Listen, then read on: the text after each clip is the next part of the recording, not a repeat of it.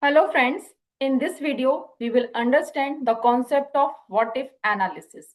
So what is what if analysis in Excel? What if analysis in Excel is a set of tools that lets us experiment with different input values to see how they affect our results. Without manually recalculating everything, we can do this process.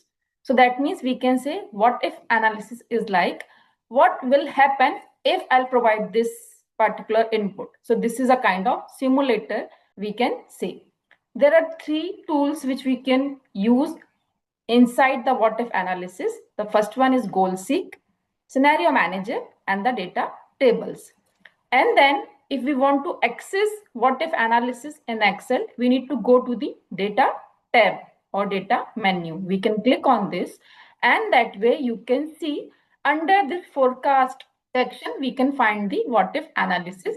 Clicking on the drop down, we can see all the three tools available here. In the next video, I'll explain you the goal seek under the what if analysis. Thank you so much friends for watching this video. Stay tuned for my upcoming videos. Thank you.